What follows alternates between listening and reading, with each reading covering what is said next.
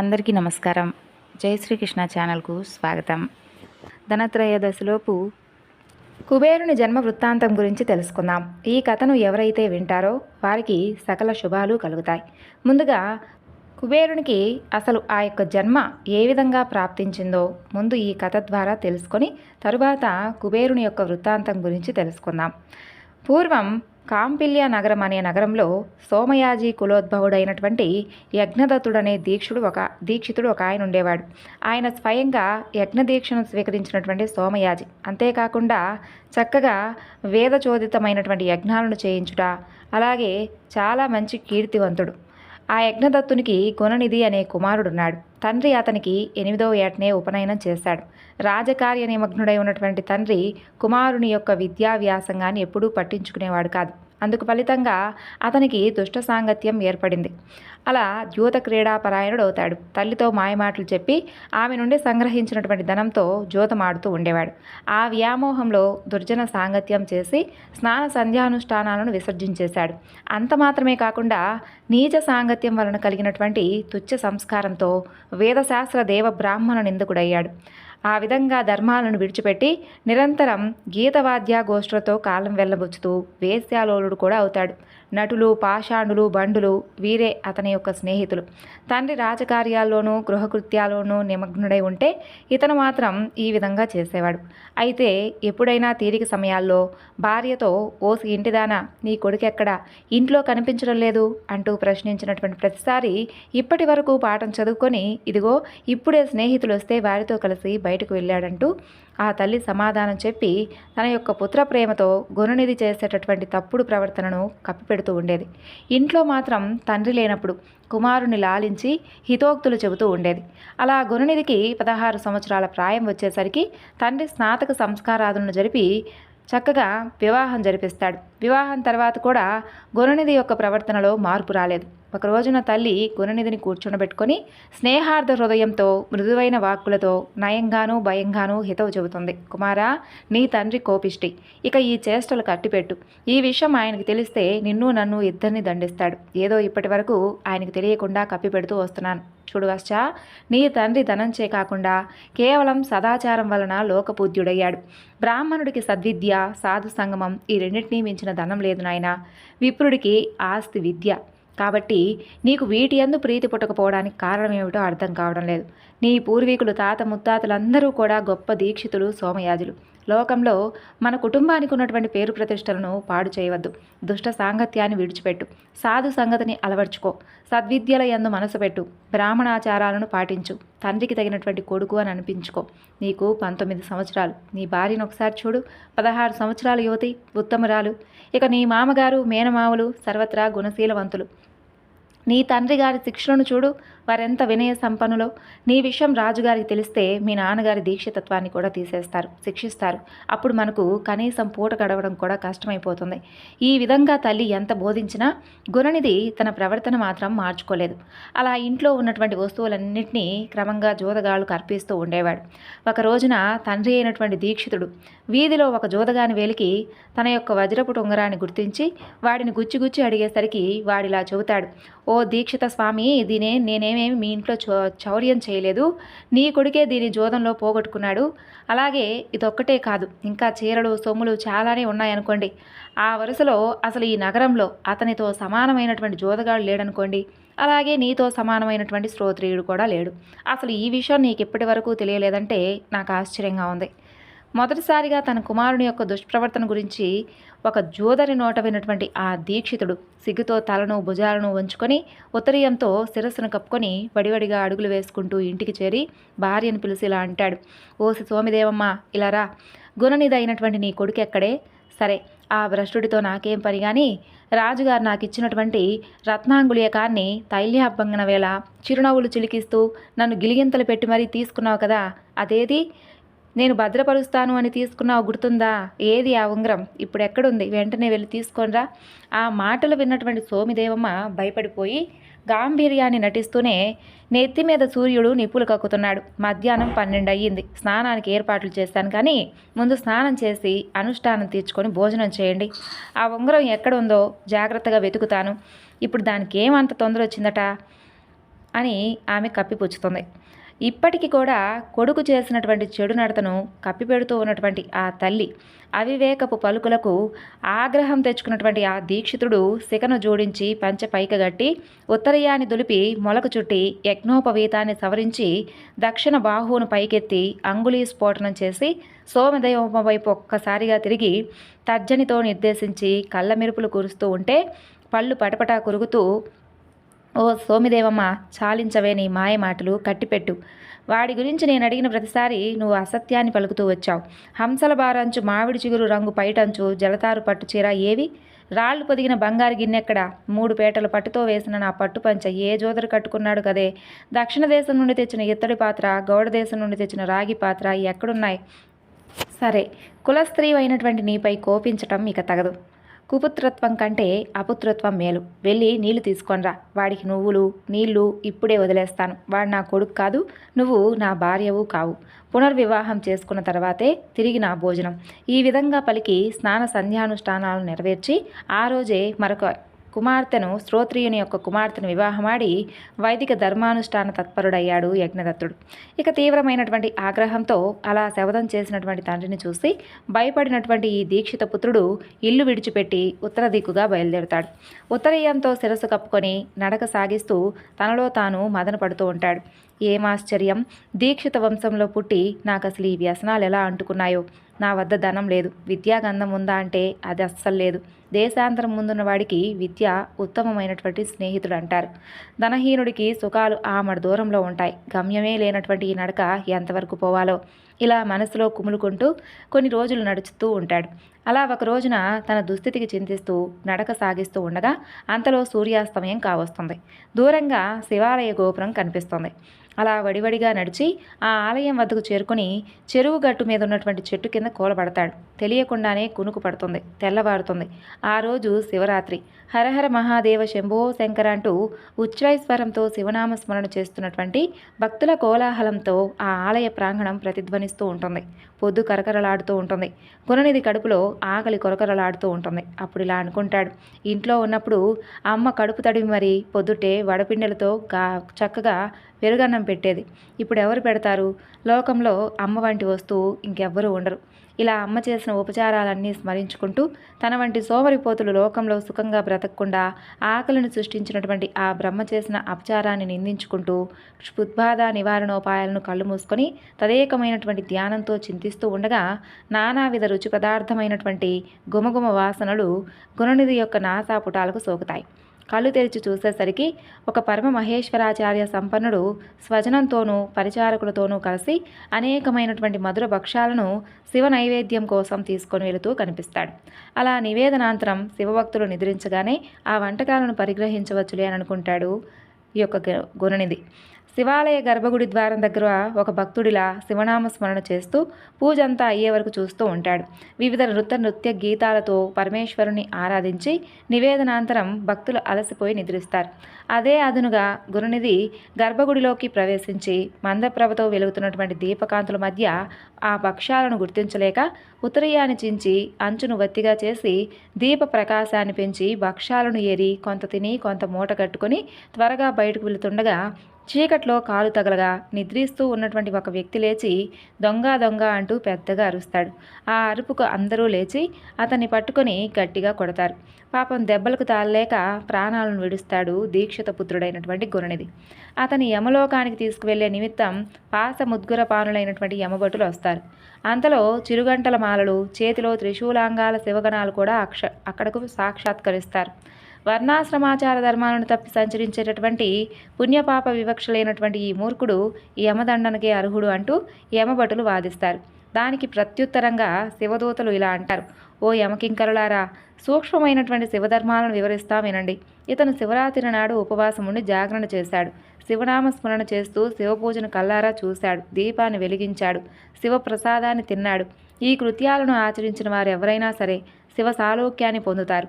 ఇతను కొంతకాలం శివలోకంలో ఉండి ఆ తరువాత పుణ్యఫలంచే కళింగరాజుగా జన్మిస్తాడు. ఇక పోండి, ఈ విషయాన్ని మీ రాజుకు వివరించండి. ఆ మాటలకు ఇక బదులాడలేక యమదూతలు అక్కడి నుండి వెళ్ళి యముడికి విన్నవిస్తారు. అప్పుడు యముడిలా అంటారు, భటులారా, మీరసలు శివభక్తుల జోలికి వెళ్ళకండి. విభూతితో త్రిపుండ్రాలను ధరించిన వారిని, శరీరమంతా భస్మం పూసుకున్న వారిని, రుద్రాక్ష జటాదారులను, శివవేషధారులను మీరసలు యమలోకానికి తీసుకొని రాకండి. ఇది శివభక్తి యొక్క మహిమ. తరువాత ఈ విధంగా శివలోక ప్రాప్తిని పొందాడు గుణనిధి. అక్కడ శివుని యొక్క గణాలతో కలిసి శివపార్వతులను చక్కగా సేవించి కొంతకాలం తరువాత అరిందముడు అనేటటువంటి పేరు కలిగినటువంటి కళింగరాజుకు కుమారుడే జన్మించాడు. అతని పేరు దముడు. పూర్వజన్మ సంస్కారం చేత అతనికి బాల్యం నుండే శివభక్తి అలవడుతుంది. అతను రాజ్యాధికారాన్ని పొందగానే రాజ్యమంతా శివధర్మాలను ప్రచారం చేసి అనేకమైనటువంటి నూతన శివాలయాలను నిర్మిస్తాడు. వాటిలో నిత్యధూపదీప నైవేద్యాలకు తగినటువంటి ఏర్పాట్లు చేస్తాడు. బ్రతికి ఉన్నంత వరకు శివభక్తి తత్పరుడై పూర్ణ జీవితాన్ని అనుభవించినటువంటి దముడు మరణానంతరం రత్నదీపకాంతులకు నిలయమైనటువంటి అలకా నగరానికి ప్రభువై కుబేరుడనేటటువంటి నామంతో దిక్పాలకుడవుతాడు. ఇక ఈ కుబేరుని యొక్క వృత్తాంతం ఇప్పటి నుండి మొదలవుతుంది. పూర్వం పాత్మకల్పంలో బ్రహ్మమానస పుత్రుడైనటువంటి పులస్త్యునకు విశ్రవసుడు అనే కుమారుడు కలిగాడు. అతనికి వైశ్రవణుడు అంటే కుబేరుడు అనేటటువంటి కుమారుడు కలిగాడు. అతను తన యొక్క తపస్సు చేత పరమేశ్వరుని మెప్పించి విశ్వకర్మ నిర్మితమైనటువంటి అలకాపురికి రాజై దానిని పరిపాలించాడు. పాత్మకల్పం గతించి మేఘవాహన కల్పం రాగా యజ్ఞదత్తుని కుమారుడైనటువంటి గుణనిధి కుబేరుడై అలకాధిపతి అయ్యాడు. ఈ విధంగా పూర్వజన్మ సంస్కారం చేత శివభక్తి ప్రభావాన్ని ఎరిగినటువంటి కుబేరుడు కాశీ నగరాన్ని చేరుకొని అచంచలమైనటువంటి భక్తితో పరమేశ్వరుని గురించి తపస్సు చేశాడు. అతని యొక్క తపశ్చర్యకు ప్రీతుడైనటువంటి ఆ యొక్క విశ్వేశ్వరుడు విశాలాక్షితో కూడి అతనికి సాక్షాత్కరిస్తాడు. తపోధనుడైనటువంటి కుబేరుడు కళ్ళు తెరిచి ఎదురుగా సహస్ర కోటి రవి ప్రభావ సమానమైనటువంటి ఆది దంపతులను చూసి ఆ యొక్క తేజస్సును చూడలేక వెంటనే కళ్ళు మూసుకొని ఇలా ప్రార్థిస్తాడు, ఓ దేవదేవ, చంద్రశేఖర, శంభో శంకర, నిన్ను ప్రత్యక్షంగా చూడగలిగే శక్తిని అనుగ్రహించు, అదొక్కటే నిన్ను కోరే వరం. అలా ఈశ్వర అనుగ్రహాన్ని పొందినటువంటి కుబేరుడు సూర్యకాంతికి వికసించినటువంటి పద్మంలా మెల్లగా రెప్పలెత్తి చూసేసరికి మహాలావణ్య రత్నాకరమైనటువంటి జగదంబతో కూడినటువంటి పరమేశ్వరుడు చిదానంద దరహాసంతో దర్శనమిస్తాడు. అలా లోకనాథుని చెంత రాకాచంద్రజ్యోష్ణ పరిహాస బాసురమైనటువంటి దరహాస వదనంతో నిలిచినటువంటి ఉమాదేవిని దర్శించి కుబేరుడు ఇలా అనుకుంటాడు, ఆహా, ఏమా రూప సౌందర్యం, ఏమి ప్రేమ సౌభాగ్యం, ఏమి శోభ, ఏమా నయనద్యుతి. ఇలా శివకామిని సౌందర్యాన్ని సందర్శించి మితిమీరి అతివేగంగా ప్రవర్తించినటువంటి కారణంగా కుబేరుడికి ఎడమ కన్ను పగిలిపోయింది. దానిని పరికించినటువంటి పార్వతీదేవి పరమేశ్వరుడితో, నాదా, ఏమిటి ఈ దుష్ట తాపసుడు నా సౌందర్యాన్నే ప్రశంసిస్తున్నాడు? మదనాంతకులైనటువంటి మీ దర్శన సౌభాగ్యాన్ని పొందాక కూడా ఈ తాపసునిలో కామబీజం నశించలేదంటే ఇతని తపస్సంతా వ్యర్థమైనట్లే కదా అని అంటుంది. దానికి పరమేశ్వరుడు ఇలా ప్రత్యుత్తరం ఇస్తాడు, దేవి, ఇతను దుష్టుడు కాదు, మనకిష్టుడైనటువంటి కుమారుడు. ఇతను నీ సౌందర్యాన్ని కాదు, సౌభాగ్యాన్ని వర్ణిస్తున్నాడు. నా అర్ధాంగివైనటువంటి నీ యొక్క తపస్సంపదను మనసులో మననం చేసుకొని మైమరిచిపోతున్నాడంతే. అలా దేవికి ఇలా ప్రత్యుత్తరమిచ్చి పరమేశ్వరుడు కుబేరుడితో, వశ్చా, నీ తపస్సుకు నేను సంతోషించాను. నీవు నవనిధులకు నాదుడవవుతావు, గుహ్యాలకు, యక్షులకు, కిన్నెరలకు, పుణ్యాత్ములకు ప్రభువుగా ఉంటావు. ఈ పైన నువ్వు నాకు నిత్య సన్నిహితుడవు. నేను నీకు సన్నిహితంగా అలకా నగరానికి సమీపంగానే ఉంటాను. లోక పావని అయినటువంటి ఈమె నీ తల్లి, ఆమె పాదాలకు నమస్కరించు అంటూ దయతో ఆజ్ఞాపించగానే కుబేరుడు ఆ తల్లి పాదాలపై పడతాడు. సుప్రసన్నమైనటువంటి మనస్కురాలైన ఆ తల్లి కుబేరుడితో, వశ్చా, నిరంతరం నీకు మా యందు భక్తి వర్ధిల్లునుగాక. ఈ పైన ఎర్రని ఒకే నేత్రం కలవాడవవుదుగాక. నా యందు ఈర్ష్యను పొందావు కాబట్టి కుబేర అంటే కుత్సితమైనటువంటి బుద్ధి కలవాడు అనే నామంతో నీవు ప్రసిద్ధుడవుతావు అంటూ పలికింది ఆ తల్లి. అలా కుబేరుడికి వరాలను ఇచ్చి అలకానగర సమీపంలో ఆది దంపతులు కైలాసాన్ని నివాసంగా చేసుకొని సుఖంగా ఉంటూ ఉంటారు. అయితే కుబేరుని యొక్క ఐశ్వర్యాన్ని, వైభవాన్ని చూసినటువంటి సుమాలి అనేటటువంటి పాతాళ రాజు అసూయ చెందుతాడు. సుమాలి కుమార్తె కైకసి విశ్రవబ్రహ్మ రెండో భార్య, అంటే కుబేరునికి సవతి తల్లి. కైకసికి కూడా కుబేరుని వంటి ఐశ్వర్యవంతుడైనటువంటి కుమారుడు కావాలి అనే కోరికతో విశ్రవని ఆశ్రమానికి వెళుతుంది. విశ్రవుడు కైకసితో తప్పనిసరిగా ఇక వేల కాని వేల కలిసినందువలన రావణుడు, కుంభకర్ణుడు ఈ విధంగా ఏనుగు యొక్క కుంభస్థల ప్రమాణం కలిగినటువంటి కర్ణములు అనగా చెవులు కలవాడు అని అర్థం. రావణుడు, కుంభకర్ణుడు అనే రాక్షసులు జన్మిస్తారు. ఈ విషయం తెలుసుకున్నటువంటి కైకసి తనకు ఒక చక్కని సత్పుత్రుడు కావాలి అనే కోరికతో అడగడంతో విశ్రవుని యొక్క అనుగ్రహం వలన విష్ణు భక్తి కలిగినటువంటి విభీషణుడు అంటే దుష్టులకు విశేషమైనటువంటి భీతిని కలిగించేవాడు అని అర్థం విభీషణుడు పుడతాడు. అలా కుబేరుడు రావణాసురుడి సోదరుడు అన్నమాట. రావణాసురుడు రాక్షసుడు కావడంతో తన తాతగారైనటువంటి సుమాలి వద్ద పాతాళంలోనే ఉండేవాడు. కుబేరుడు మాత్రం భోగభాగ్యాలతో లంకలో రాజ్య పరిపాలన చేయడం చూసి తట్టుకోలేక లంక మీదకు దండెత్తేవాడు రావణాసురుడు. ఇక కుబేరునికి శారీరక బలం తక్కువ, యుద్ధం చేసి జనాలను చంపేటటువంటి క్రూరత్వం లేదు. పైగా రావణాసురుడు హఠాత్తుగా రావడంతో రావణాసురుడు లంకను పుష్పక విమానంతో సహా స్వాధీనం చేసుకొని కుబేరుణ్ణి తరిమేశాడు. ఇలా సంపదలకు అధిపతి అయినటువంటి ఈ కుబేరుడికి ఒకనాడు తన యొక్క వైభోగాన్నంతా కూడా చూసుకొని దేవతలకు ప్రదర్శించాలనేటటువంటి కోరిక మొదలవుతుంది. అందుకోసం అంగరంగ వైభవంగా ఒక విందును ఏర్పాటు చేస్తాడు. దానికి ముక్కోటి దేవతలను పిలవడం మొదలు పెడతాడు. అలా పరమేశ్వరుని కూడా తన విందుకు ఆహ్వానించేందుకు కైలాసాన్ని చేరుకుంటాడు కుబేరుడు. అక్కడ కొలువై ఉన్నటువంటి శివపార్వతులను దర్శించుకొని వారికి తన విందుకు రమ్మని చెప్పి ఆహ్వానిస్తాడు. కుబేరుని వాలకం, అతని మాట తీరు గమనించినటువంటి శివపార్వతులకు అతని ఆహ్వానం వెనుకున్నటువంటి దర్పం గురించి అర్థమవుతుంది. నీ విందుకు రావాలనే ఉంది, కానీ బహుశా వీలు పడకపోవచ్చు. అందుకని మాకు బదులుగా మా కుమారుడు వినాయకుడిని పంపిస్తామంటాడు పరమేశ్వరుడు. ఆ మాటలకు కుబేరుడు కొంత నిరాశ చెందిన గణేశుడు కూడా పరమేశ్వరుని యొక్క ప్రతినిధే కాబట్టి ఆయన ముందు తన యొక్క అలకాపురి వైభవాన్నంతా ప్రదర్శించాలని అనుకుంటాడు. విందు రోజు రానే వస్తుంది. ఒక్కొక్కరుగా దేవతలందరూ కుబేరుని యొక్క రాజధాని అలకాపురికి చేరుకుంటారు. వారికి తన రాజ్యంలోని సంపదనంతా చూపించి మురిసిపోతుంటాడు కుబేరుడు. ఆ సమయంలో గణేశుడు అలకాపురిలోకి ప్రవేశిస్తాడు. గణేశుని చూసినటువంటి కుబేరుడు ఆయనను సకల మర్యాదలతో ఆహ్వానించి తానే దగ్గరుండి మరి తన వైభవాన్ని చూపించడం మొదలు పెడతాడు. ఇంతలో విందు మొదలవుతుంది. విందు కోసం తయారు చేసినటువంటి వందలాది భక్ష్యాలను చూడటంతో ఆహ్వానితుల యొక్క కడుపు నిండిపోతుంది. వినాయకుడు మాత్రం తన ముందున్నటువంటి ఆహారాన్ని చిటికలో పూర్తి చేసి పారేస్తాడు. ఆపై తనకు ఎంత వడ్డిస్తే అంత ఆహారాన్ని కళ్ళు మూసి తెరిచేంతలో ఆరగించడం మొదలు పెడతాడు. వినాయకుడికి మరింత ఆహారాన్ని అందించేందుకు సేవకులందరూ అటూ ఇటూ పరుగులు పెట్టడం మొదలు పెడతారు. అలా వందలాది మంది కోసం వండినటువంటి ఆహారం అంతా వినాయకుడి ఆకలిని తీర్చలేకపోతుంది. రాజ్యంలో ఎక్కడెక్కడ ఉన్న ఆహారాన్ని తీసుకొచ్చి వడ్డించినా ఉపయోగం లేకుండా పోతుంది. ముక్కోటి దేవతల సాక్షిగా కుబేరుడు వినాయకుని ఆకలిని తీర్చలేక నిస్సహాయంగా నిలుచుని ఉండిపోతాడు. ఆకలి తీరనటువంటి వినాయకుడు మాత్రం తన ముందు ఏది కనిపిస్తే దాన్ని గుటుక్కుమనిపించడం మొదలు పెడతాడు. పరిస్థితి ఇలాగే కొనసాగితే తన అలకాపురి రాజ్యం మొత్తం వినాయకుని ఆకలికి ఆద్యమైపోతుందని అర్థమైపోతుంది కుబేరుడికి. వెంటనే పరిగెత్తుకుంటూ కైలాసానికి చేరుకుంటాడు. జరిగిందంతా పరమేశ్వరునికి వివరించి శరణు వేడుకుంటాడు. నాకు బుద్ధి వచ్చింది స్వామి, ముల్లోకాలకు అధిపతివైనటువంటి నీ ముందే నా దర్పాన్ని ప్రదర్శించాలనుకున్నాను. ఇప్పుడు నా అస్తిత్వానికే ముప్పొచ్చింది, దయ ఉంచి నన్ను రక్షించు అంటూ సాగిలపడతాడు. ఇక కుబేరుని యొక్క బేలమాటలు విన్న పరమేశ్వరుడు చిరునవ్వుతో భక్తి వినయాలతో ఒక గుప్పెడు మెతుకులను గణేశునికి అర్పించినా అతని ఆకలి తీరుతుంది. అయితే దర్పంతో తన కడుపు నింపాలనుకుంటే మాత్రం సాధ్యం కాదు అంటూ ఒక గుప్పెడు మెతుకులను ఆయన చేతిలో వేస్తాడు. అలా పరమేశ్వరుడు అందించినటువంటి ఆ గుప్పెడు మెతుకులను చేతపట్టుకొని పరుగు పరుగున అలకాపురికి చేరుకుంటాడు కుబేరుడు. అక్కడ తన ఆకలితో ఏకంగా అలకాపురినే భక్షించేందుకు సిద్ధంగా ఉన్నటువంటి వినాయకుడికి చేతులు జోడించి పరమేశ్వరుడు అందించినటువంటి ఆ గుప్పెడు మెతుకులను ప్రసాదంగా అర్పిస్తాడు. ఆ గుప్పెడు మెతుకులతో వినాయకుని ఆకలి తీరిపోతుంది.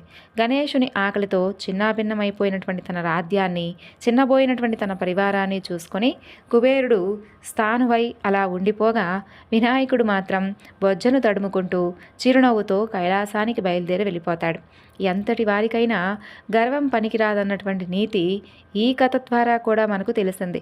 దర్పంతో కాకుండా భక్తితోనే ఆ భగవంతుడు అలాగే అతని యొక్క మనసును కూడా జయించగలమన్నటువంటి బోధ కూడా వినిపిస్తుంది ఈ కథ ద్వారా. ఇక ధనత్రయోదశి నాడు లక్ష్మీదేవి యొక్క వృత్తాంతం కూడా తెలుసుకొని ఆ తల్లి అనుగ్రహాన్ని కూడా పొందుదాం. బ్రహ్మదేవుని మానసపుత్రులలో భృగు మహర్షి మొదటివాడు. ఆయన భార్య పేరు ఖ్యాతి. సకల విద్యా పారంగతుడైనటువంటి భృగు మహర్షి ఒకనాడు ఆదిపరాశక్తి అనుగ్రహం కోసమై తపస్సు చేస్తాడు. అయితే ఎంతో కఠోరంగా తపస్సు చేస్తూ ఉన్నటువంటి భృగు మహర్షి యొక్క దృఢ సంకల్పానికి మెచ్చి ఆ తల్లి ఒకనాడు ప్రత్యక్షమవుతుంది. అప్పుడు ఆ మహర్షి ఆదిశక్తి అయినటువంటి ఆ తల్లిని అనేక విధాలుగా స్తుతిస్తాడు. అందుకు ఆ జగన్మాత ఎంతో సంతోషించి ఏదైనా కానీ వరం కోరుకోమని ఆ మహర్షిని అనుగ్రహిస్తుంది. అప్పుడు ఆ మహర్షి ఎంతో ఆనందించి ఆ తల్లితో ఇలా అంటాడు, తల్లి జగన్మాత, నీవు ముల్లోకాలను ఏలేటటువంటి శక్తి స్వరూపినివి. నీ అనుగ్రహం వల్లనే ఈ సమస్త జీవకోటి సుఖంగా జీవిస్తూ ఉన్నారు. మహాశక్తి స్వరూపిణివైనటువంటి నీ అంశలతోనే పార్వతి, సరస్వతి, గాయత్రి అవతరించారు. మరి నీలో ఉన్నటువంటి శక్తి స్వరూపమే కదమ్మా పార్వతిగా మహాదేవుని యొక్క అర్ధాంగిగా వెలుగొందుతూ ఉంది. ఇక సర్వ విద్యలకు కూడా ఆదిదేవతగా బ్రహ్మదేవుని యొక్క ప్రియసఖిగా బాసిల్లుతూ ఉన్నది నీలో ఉన్నటువంటి సరస్వతి రూపమే కదా. ఇక మూడవదైనటువంటి వైభవ కళ అయినటువంటి మహాలక్ష్మి స్వరూపాన్ని నాకు కుమార్తెగా అనుగ్రహించు తల్లి అంటూ అర్థిస్తాడు భృగు మహర్షి. ఇక అమ్మవారు ఆ మహర్షిని అనుగ్రహించి అంతా నువ్వు అనుకున్న విధంగానే జరుగునుగాక అంటూ ఆశీర్వదించి అక్కడి నుండి అంతర్ధానమవుతుంది. ఇక భృగువు ఎంతో ఆనందించి జగన్మాతను ఎన్నో విధాలుగా స్తుతిస్తాడు. ఆ తరువాత ఆ తల్లి అంతర్ధానమైపోగా ఆ మహర్షికి వరమిచ్చినట్లుగానే తన ఎందలి ఉన్నటువంటి ఐశ్వర్య కళతో శ్రీ మహాలక్ష్మీదేవిగా అవతరిస్తుంది. కమలముల వంటి కన్నులతో, మన్మధుని విల్లు వంటి కనుబొమ్మలతో, మోదుగ చిగుళ్ళ వలె ఎర్రనైన పెదవులతో, అద్భుతమైనటువంటి చెక్కిలతో దేదీప్యమానంగా ప్రకాశిస్తూ మహాలక్ష్మీదేవి ఆవిర్భవిస్తుంది. ఓ జగజ్జనని, జగన్మాత, మహాలక్ష్మి, నీకివే మా నమస్కారములు తల్లి. ఒకనాడు శ్రీమన్నారాయణుడు ఘోరమైనటువంటి తపస్సును ఆచరిస్తూ ఉంటాడు. అయితే ఆ తపస్సును భంగపరచడం కోసమై ఇంద్రుడు అప్సరసలను పంపిస్తాడు. అయితే వారు ఎన్నో రకాలుగా అభినయిస్తూ ఎంతో అందమైనటువంటి కొన్ని భంగిమలతో నాట్యం చేస్తూ శ్రీమన్నారాయణుని యొక్క తపస్సును భంగం చేయడానికై ప్రయత్నిస్తూ ఉంటారు. అప్పుడు నారాయణుడు ఏమాత్రం కూడా చెలించకుండా తన యొక్క విశ్వరూపాన్ని ప్రదర్శిస్తాడు. దేదీప్యమానమైనటువంటి ఆ విశ్వరూప దర్శన తేజస్సుకు తట్టుకోలేక అప్సరసలు దేవలోకానికి వెళ్ళిపోతారు. శ్రీమన్నారాయణుడు ఆ అప్సరసలకు విశ్వరూపంలో దర్శనమిచ్చాడని తెలుసుకున్నటువంటి మహాలక్ష్మీదేవి ఆ స్వామిని భర్తగా పొందాలి అని చెప్పి భావిస్తుంది. ఆ స్వామినే ఆరాధిస్తూ కఠోరమైనటువంటి దీక్షతో తపస్సును ప్రారంభిస్తుంది. ఆ యొక్క జగన్మాత తపస్సు ప్రభావంతో ముల్లోకాలన్నీ కూడా కంపించిపోతాయి. అప్పుడు శ్రీమన్నారాయణుడు ప్రత్యక్షమై మహాలక్ష్మీదేవిని వివాహం ఆడటానికి అంగీకరిస్తాడు. ఇక భృగువు లక్ష్మీనారాయణుల యొక్క వివాహం ఎంతో వైభవంగా జరిపిస్తాడు.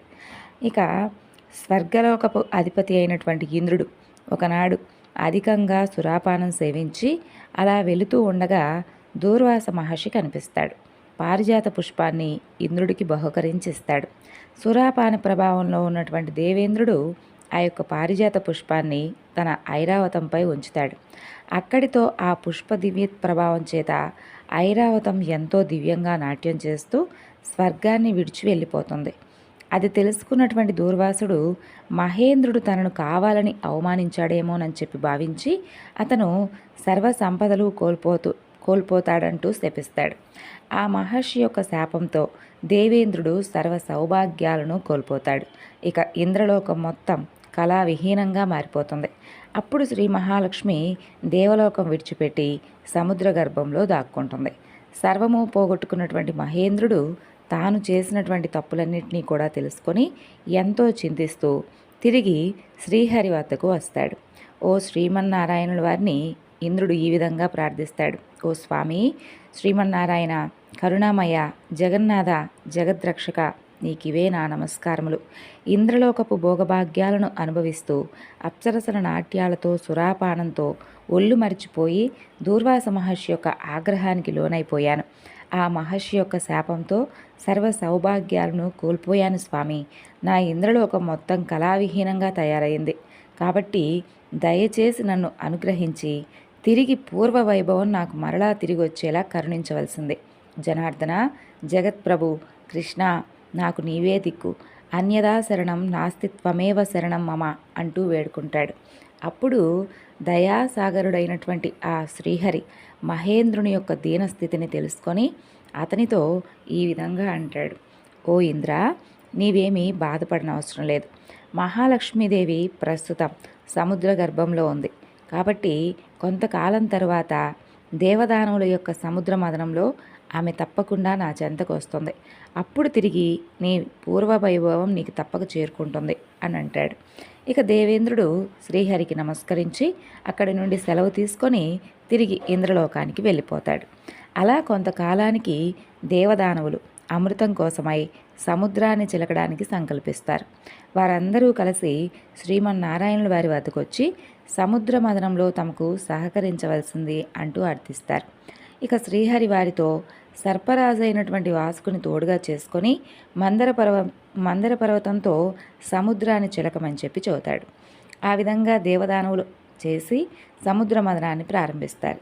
అప్పుడు సముద్రం నుండి దివ్యమైనటువంటి తేజస్సుతో ప్రకాశిస్తూ కామధేనువు ఉద్భవిస్తుంది. కామధేనువును వశిష్ఠ మహర్షి స్వీకరిస్తాడు. తరువాత సముద్రం నుండి దివ్యాస్వం అంటే ఉచ్చైస్రవం అవతరిస్తుంది.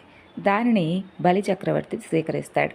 దేవదానవులిద్దరూ కూడా ఇంకా తీవ్రంగా సముద్రాన్ని మదిస్తూ ఉండగా అందులో నుండి ఐరావతం, కల్పవృక్షం, పారిజాతం ఉద్భవిస్తాయి. వాటిని మహేంద్రుడు తీసుకుంటాడు. ఆ తరువాత ఒక్కసారిగా వాతావరణం మొత్తం ఒక్కసారిగా చల్లగా మారిపోతుంది. సుగంధ పరిమళాలతో చక్కగా గాలి వీస్తూ ఉంటుంది. దేవకన్యలందరూ కూడా అద్భుతంగా గానం చేస్తూ ఉంటారు. ఆ యొక్క శుభ సమయంలో సముద్ర గర్భం నుండి దివ్యమైనటువంటి తేజస్సుతో వెలిగిపోతూ అమ్మ మహాలక్ష్మీదేవి ఆవిర్భవిస్తుంది. ఆమె సౌందర్యానికి దేవదానవులందరూ కూడా ఆశ్చర్యంగా చూస్తూ ఉంటారు. ఎవరికీ కూడా నోట మాట రాదు. అప్పుడు క్షీరసముద్రరాజతనయ ఆ శ్రీ మహావిష్ణువును సమీపించి స్వామివారి మెడలో పూలమాల వేస్తుంది. శ్రీమన్నారాయణుల వారు మహాలక్ష్మిని అర్ధాంగిగా స్వీకరిస్తాడు.